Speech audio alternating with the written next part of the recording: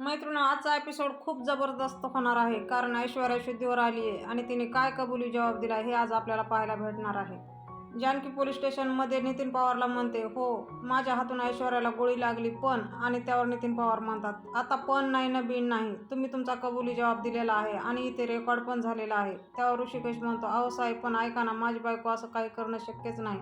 त्यावर नितीन पवार म्हणतो, आता काही होऊ शकत नाही मिसेस रणदिवे, आम्ही तुम्हाला अटक करतोय. आणि इकडे अवंतिका सगळ्यांची वाट बघून बघून परेशान झालेली असते आणि ती नानाला म्हणते, काय नाना हे कधीपासून गेलेत, अजून कोणी आले सुद्धा नाहीत आणि फोन पण उचलत नाही. त्यावर नाना म्हणतात, अगं त्यांची चौकशी चालू असेल म्हणून फोन उचलत नसतील, आपण काही केलं नाही ना, मग आपण घाबरायचं कशाला. त्यावर सुमित्रा आई म्हणते, काळजी करू नका. कसं काळजी न करता आपल्या घरामध्ये एवढं सगळं सुरू आहे. आणि मी तुम्हाला सांगू का, खूप दिवसापासून मला असं वाटत होतं की जानकीच्या डोक्यामध्ये नक्कीच काहीतरी सुरू आहे. आणि त्यावर अवंतिका म्हणते, हो आई, एक्झॅक्टली मलाही असंच वाटत होतं. आणि इकडे पोलीस स्टेशनमध्ये ऋषिकेश नितीन पवारला म्हणतो, साहेब तुम्ही जानकीला चांगलंच ओळखता, जानकी असं काहीच करू शकणार नाही. आणि त्यावर नितीन पवार म्हणतात, हो मी त्यांना चांगलंच ओळखतो, पण मी आता काहीच करू शकणार नाही आणि तुम्ही आम्हाला आमचं काम करू द्या. नितीन पवार पुढे म्हणतात, आणि यांनी यांचा गुन्हा मान्य केलाय, त्यामुळे आता यांना सोडण्याचा प्रश्नच येत नाही. त्यावर जानकी म्हणते, इन्स्पेक्टर साहेब मी खरं सांगते, मी ऐश्वर्याला ठरवून मारलं नाही, मी खूप घाबरले होते आणि चुकून ती गोळी ऐश्वर्याला लागली. माझ्यावर विश्वास ठेवा, हवं तर तुम्ही मायाला विचारा. आणि त्यावर नितीन पवार म्हणतात, माया? जानकी पुढे म्हणते, हे सगळं घडलं तेव्हा माया तिथे होती. जानकी पुढे सांगते, मायाच्या आईवडिलांना ऐश्वर्याने डांबून ठेवलं होतं, म्हणून आम्ही तिच्या आईवडिलांना शोधायला सयाजीरावांच्या प्रत्येक गोडाऊनमध्ये गेलो होतो. आणि त्यातल्या एका गोडाऊनमध्ये ऋषिकेशचा फोन आला आणि मी त्यांना बोलत असतानाच अचानक माया गायब झाली. आणि मी मायाला शोधत शोधत एका ठिकाणी पोहोचले, तेव्हा मला समोर असं दिसलं की ऐश्वर्याने मायाच्या डोक्यावर बंदूक रोखली होती. जानकी पुढे म्हणते, मला मायानेच सांगितले की तिथली बंदूक उचला. मी ऐश्वर्याला विनंती करत होते की तिला सोड, पण ऐश्वर्याने ऐकलं नाही आणि तिने माझ्यावर बंदूक रोखली. जानकी पुढे म्हणते, ऐश्वर्याने जेव्हा बंदूक माझ्यावर रोखली त्यावेळेस मी खूप घाबरले, खूप पॅनिक झाले आणि मी बंदूक अजूनच घट्ट धरली आणि चुकून माझ्या हाताने बंदुकीचं ट्रिगर उडलं गेलं आणि ऐश्वर्याला गोळी लागली. यामागे मला ऐश्वर्याला मारायचा कुठलाच हेतू नव्हता सर, हे सगळं चुकून झालं. नितीन पवार म्हणतात, म्हणजे हे सगळं घडलं तेव्हा माया तिथे हजर होत्या. आणि त्यावर जानकी म्हणते, हो सर तिला सगळं माहिती आहे, हवं तर तुम्ही तिला विचारू शकता. आणि इकडे माया तिच्या भावाला म्हणजे मकरंदला म्हणते, दादा तुझी जानकी ना पाण्यातून काढलेल्या माशासारखी तडफडत असेल. माझ्या आधी हॉस्पिटलमध्ये पोहोचली आणि त्या ऐश्वर्याला वाचवलं, माझ्या प्लॅनची सगळी वाट लावली. माया पुढे म्हणते, पण ती सयाजीरावांच्या हातून नाही वाचू शकत हा. माया पुढे म्हणते, तिने माझी यावेळेस कितीही मदतीची अपेक्षा केली, अगदी माझ्या पायावर डोकं जरी फोडलं ना तरी सुद्धा मी तिला मदत करणार नाही, पण त्या ऐश्वर्याला संपवावं लागेल. माया मकरंदच्या जवळ जाते आणि त्याला विचारते, दादा कळतंय का तुला. आणि इकडे जानकी लँडलाईन वरून मायाला फोन करते आणि माया अननोन नंबर पाहते आणि कट करते. परत जानकी तिला कॉल करते, परत माया कट करते. जानकी परेशान होऊन ही माया फोन का उचलत नाही आणि तिसऱ्यांदा एकदा ट्राय करते आणि तेव्हा माया कॉल उचलते आणि जानकीकडून सांगते, अगं माया मी जानकी बोलते आणि पोलिसांना मी सगळं खरं खरं सांगितलंय, त्यांनी मला ताब्यात घेतलंय आणि तुला इथे येऊन ते सगळं सांगायचंय. त्यावर माया म्हणते, अहो ताई पण मी कसं. जानकी म्हणते, अगं तू होतीस ना त्या दिवशी तिथे. जानकी पुढे म्हणते, हे बघ माया तू जास्त वेळ नको घालू, तू लवकरात लवकर इथे ये. आणि त्यावर माया म्हणते, ठीक आहे मी येते. माया मकरंदला म्हणते, दादा तू काळजी करू नको, ऐश्वर्या जरी वाचली असली ना तर तुझ्या बहिणीला माहिती आहे हारलेली बाजी कशी जिंकायची. माया मकरंदच्या हातात घेते आणि म्हणते, दादा तू काळजी करू नकोस, तुला शब्द दिलेला मी पाळणार म्हणजे पाळणारच. आणि इकडे हॉस्पिटलमध्ये ऐश्वर्याला डॉक्टर तपासत असतात आणि सयाजीराव ओरडतच तिथे येतात आणि डॉक्टरला म्हणतात, ए डॉक्टर तुझी ही तिला वाचवायची नाटकं बंद कर, तुझ्या ह्या हॉस्पिटलमध्ये बाहेरची माणसं येतातच कशी. त्यावर डॉक्टर सयाजीरावांना शांत करत म्हणतात, हे बघा सयाजीराव तुम्ही शांत व्हा, पेशंटची तब्येत क्रिटिकल आहे, तुम्ही बाहेर थांबा. त्यावर सयाजीराव म्हणतो, सयाजीरावाने काय करायचं हे तू शिकवायची गरज नाही, कळलं का. सयाजीराव खूप जोरजोरात बोलत असतात आणि डॉक्टरला धमकी देतात. ते म्हणतात, माझ्या जर पोरीला काही झालं ना तर मी समद्यांना इथं गाडी येईन. आणि हे ऐकताच ऐश्वर्या डोळे उघडते, पण ऐश्वर्याला श्वास घ्यायला खूप त्रास होत असतो आणि कावेरी काकू खूप घाबरतात. त्या डॉक्टरला म्हणतात, अहो डॉक्टर ही पोरगी अशी का करते, जरा बघा ना. आणि डॉक्टर नर्सला एक इंजेक्शन तयार करायला सांगतात आणि कावेरी काकूला आणि सयाजीरावांना बाहेर जायला सांगतात. सयाजीराव विचारतात, पण तिला काय झालं हे सांगशील का नाही. त्यावर डॉक्टर म्हणतात, त्या शुद्धीवर येत आहेत. कावेरी काकू म्हणतात, तुम्ही शांत व्हा, त्यांना त्यांचं काम करू द्या, चला बरं तुम्ही बाहेर. असं म्हणून सयाजीरावांना कावेरी काकू बाहेर घेऊन जातात. बाहेर आल्यावर सयाजीरावाचा माणूस सयाजीरावांना म्हणतो, साहेब ताईसाहेब कशा आहेत, काही होणार तर नाही ना त्यांना. त्यावर सयाजीराव म्हणतो, त्या डॉक्टरला जगायची इच्छा असेल तर तसं काही होणार नाही. सयाजीचा माणूस म्हणतो, त्या डॉक्टरचं नंतर बघूया आणि त्या रणदिवेचं काय करायचं ते सांगा मला. त्यावर सयाजीराव म्हणतात, ए बाबा, स्वतःच्या डोक्याने काही करू नका, कळलं की नाही. तो माणूस म्हणतो, ही अशी संधी पुन्हा मिळणार नाही. आणि त्यावर सयाजीराव म्हणतात, मिळणार आहे बाबा, मिळणार आहे. सयाजीराव पुढे म्हणतात, बाजार समितीची निवडणूक जवळ आली आहे. नाही याचं भांडवल करून आपण ही निवडणूक जिंकली ना तर नावाचा सयाजी नाही सांगणार. हे ऐकून कावेरी काकू पुढे येतात आणि म्हणतात, अहो, हे काय चाललंय तुमचं? येळ काय, तुम्ही काय बोलताय? आणि हे समज बोलताना तुम्हाला काही वाटत नाही का हो? कावेरी काकू पुढे म्हणतात, आता तर तुमच्या लेकीसाठी जीव आटापिटा होत होता आणि आता लेक आपली मरणाच्या दारात आहे, तरी तुम्हाला राजकारण सुचतंय होय? त्याच्यावर सयाजीराव म्हणतात, तरी म्हणलं अजून थोबाड कसं उचकटलं नाही. सयाजीराव पुढे म्हणतात, तुमच्यापेक्षा मला माझ्या लेकीची काळजी जास्त आहे आणि त्या जानकीची पालखी वाजवायची जरा बंद करा. त्या जानकीमुळेच आपली पोरगी मरणाच्या दारात आली आहे, कळतंय की नाही तुम्हाला? आणि कावेरी काकू पुढे काय बोलणार तोच स्वतःला थांबवतात. सयाजीराव तिथून जातात आणि त्या माणसाला काहीतरी बोलत असतात आणि इकडे कावेरी काकू मनातल्या मनात म्हणते, नाही नाही, जानकी असं कसं करेल? हे शक्यच नाही. नक्कीच काहीतरी गडबड आहे. आणि इकडे माया स्टेटमेंट देते पोलिसांसमोर, म्हणते, माझ्या आईवडिलांना ऐश्वर्याने किडनॅप केलं होतं. आणि माया पुढे म्हणते, ती रणदेवीची सगळी माहिती माझ्याकडून घेत होती. माझा नाईलाज होता हो, मला जाऊन सगळं ऐश्वर्याला सांगावं लागत होतं. आणि हे जानकीताईने ओळखलं आणि मला पकडलं. आणि माया पण सांगते, आम्ही त्या गोडाऊनमध्ये गेलो आणि जानकीताईकडून चुकून ती गोळी सुटली. हे सगळं ऋषिकेश ऐकतो आणि पॅनिक होऊन म्हणतो, सर, आता ऐकलं ना तुम्ही? ह्याच्यामध्ये जानकीची काहीच चूक नव्हती आणि हे तिनं मुद्दामून नाही केलंय. पवार म्हणतात, त्याचं इंटेन्शन नसलं तरी त्यांनी गुन्हा मान्य केलाय आणि यांच्या साक्षीला आता काही अर्थच नाहीये. नितीन पवार म्हणतात, माया तुमच्या घरात राहतात, तुम्ही आश्रय दिला, तुमच्यासाठी त्या खोटं बोलू शकतात. आणि त्यावर जानकी म्हणते, नाही सर.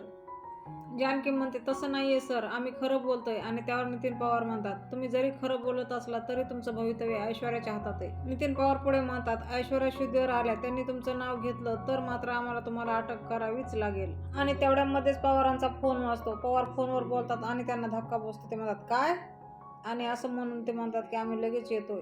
पवार फोन ठेवून देतात आणि जानकीला म्हणतात, तुमचं बॅड लक म्हणा की गुड लक, पण ऐश्वर्या शुद्धीवर आली आहे. पवार मायाला आणि जानकीला म्हणतात, तुम्ही मुळशी सोडून कुठेही जाऊ शकणार नाहीत. आणि इकडे आशीर्वाद बंगल्यामध्ये सगळेजण त्यांची वाट पाहत असतात. सुमित्रा आई म्हणते सारंगला, काय रे, काही कळालं का? आणि तेवढ्यात सारंगचा फोन वाजतो आणि सारंग म्हणतो, आला आला, फोन आला. सारंग फोनवर बोलतो आणि म्हणतो, काय? आणि थोडा वेळ बोलत राहतो आणि फोन ठेवून देतो. फोन ठेवल्याच्या नंतर तो घरच्यांना सांगतो की ते काय आहे ना, यांचे कोणाचे फोन लागत नव्हते, तुम्ही माझ्या मित्राला सांगितलं होतं आणि त्याने मला असं सांगितलं की जानकी वहिनीची चौकशी होती आणि त्यांच्यासोबत माया आहे. आणि दुसरी गोष्ट, ऐश्वर्यासुद्धा शुद्धीवर आली आहे. सारंग नानाला विचारतो, आता काय होणार? आणि त्यावर नाना म्हणतात, आता काय, या सगळ्यांचा परिणाम बाजार समितीच्या निवडणुकीवर होणार. नाना पुढे म्हणतात, आता सयाजीराव छाती बडून बडून सगळ्यांना सांगणार की या बाबतीत आपणच कसं काही केलं. सुमित्रा आई म्हणते, असं नाही हो, यामध्ये आपला काय संबंध? आणि नाना म्हणतात, नसला तरीही जोडला जाणार. आणि इकडे हॉस्पिटलमध्ये सयाजीराव ऐश्वर्याला विचारतात, कसं वाटतंय आता? आणि ऐश्वर्या म्हणते, ठीक आहे. आणि म्हणते, पोटाकडे बोट दाखवते आणि म्हणते, इथे थोडंसं पेन होतंय. त्यावर कावेरी काकू म्हणतात, बाळा, मी तुला म्हणलं होतं ना बाहेर जाऊ नको म्हणून, मग का गेली होतीस? का ऐकलं नाहीस ग माझं? आणि त्यावर सयाजीराव म्हणतात, ओ ग बसा की, का आमच्या डोक्याचा भुगा करताय? सयाजीराव ऐश्वर्याला म्हणतात, मला समजा कळालंय, मला माहिती आहे तुझ्यावर गोळी कोणी चालवली, त्या जानकीनंच ना? हे ऐकून ऐश्वर्याचं तोंड मात्र बारीक होतं आणि तिला झालेला सगळा प्रसंग तिच्या डोळ्यासमोर दिसतो. ऐश्वर्या म्हणते, नाही, मला ती गोळी. आणि त्यावर सयाजीराव म्हणतात, होय, मला माहिती आहे ती गोळी जानकीनेच चालवली आणि वरून ती तुला चाकून इथं सुद्धा मारायला आली होती. सयाजीराव म्हणतात, मी जानकीला पकडून पोलिसाच्या स्वाधीन केले, आता बरोबर ते तिच्याकडून वधवून घेतील. आणि ऐश्वर्या हे ऐकून डोळे झाकून पडते. ऐश्वर्या बोलण्याचा प्रयत्न करते आणि सयाजीराव म्हणतात, हे बघ पोरी, गप्प बस, सगळी ताकद आता जपून ठेव, नंतर लाव, आता पोलिस येतच असतील आणि त्यांना सगळं काय ते सांग.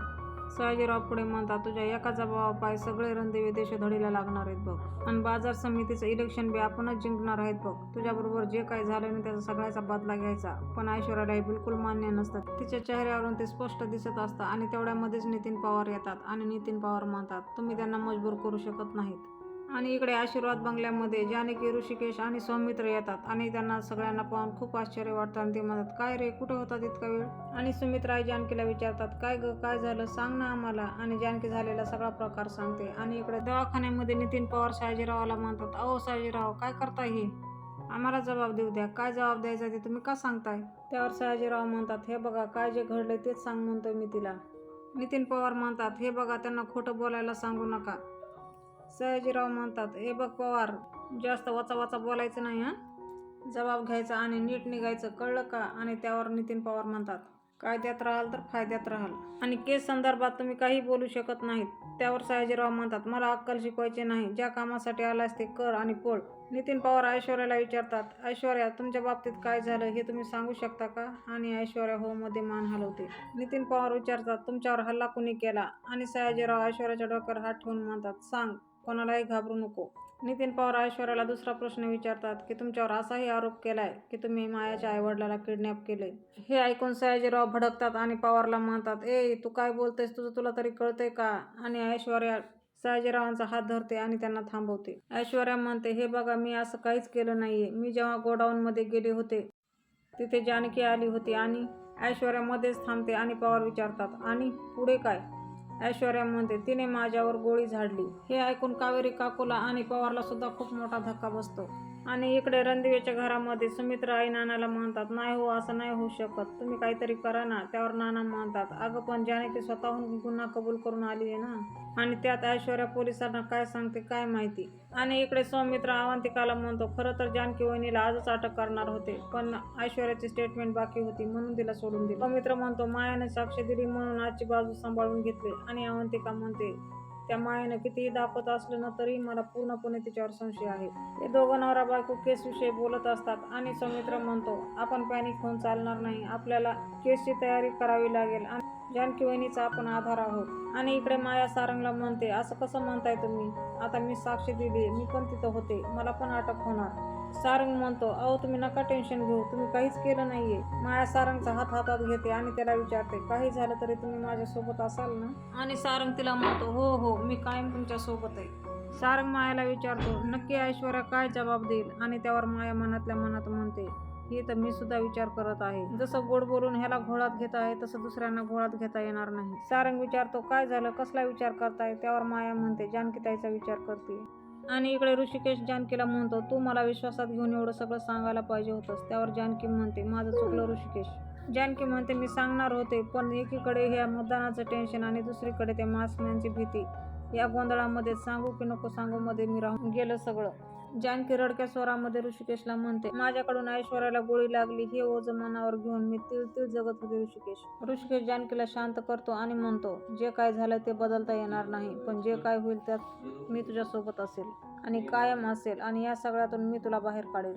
असं म्हणून जानकी ऋषिकेशच्या मिठीत जाते. आणि आजचा एपिसोड त्याने इथेच संपवला. उद्याच्या एपिसोडमध्ये असं दाखवलंय की ओवी जानकीला म्हणते, तू गोळी मारलेस ऐश्वर्या आंटीला. जानकी घाबरते, उभी राहते आणि म्हणते, तुला कोणी सांगितलं? त्यावर ओवी म्हणते, माझ्या फ्रेंडच्या आईने.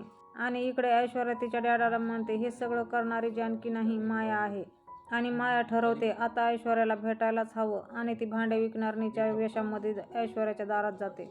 माया ऐश्वर्याचं दार वाजवते. कावेरी काकू दार उघडतात तर ती तिथे बसलेली असते. आणि इकडे आशीर्वाद बंगल्यामध्ये हवालदार घरी येतात आणि विचारतात, माया कुठे? त्यावर जानकी विचारते, काय झालं? आणि हवालदार म्हणतो, त्यांना चौकशीसाठी बोलवलं आहे. त्यांनी जी माहिती दिली आहे त्या प्रकारे त्यांचे आईवडील कुठेही किडनॅप नसल्याचे आम्हाला समजले आहे. मैत्रिणी, तुम्हाला आजचा एपिसोड कसा वाटला मला नक्की सांगा. भेटूया आपण उद्याच्या भागात.